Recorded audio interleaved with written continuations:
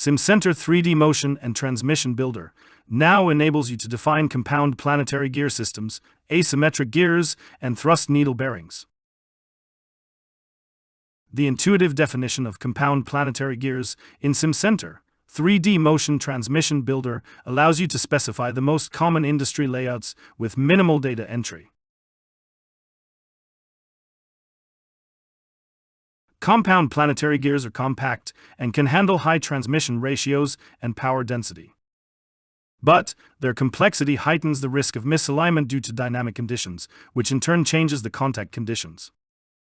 Therefore, to optimize NVH performance, finding simple methods to negate misalignment and to understand the influence of gear mesh phasing and manufacturing errors is imperative.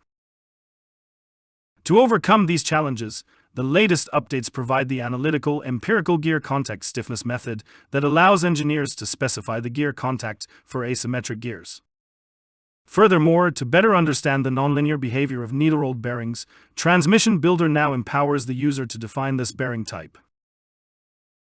After model creation, the user needs to define the load case in Simcenter 3D Motion. In this case, a constant RPM torque load case is defined, where a driver is applied to the input shaft and a scalar torque to the output shaft.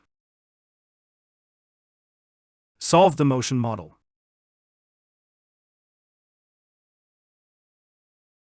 And we can review the solution. Here, we see the thrust needle bearing force in blue, the gear contact forces in red, and an axial force acting on the compound planetary system carrier.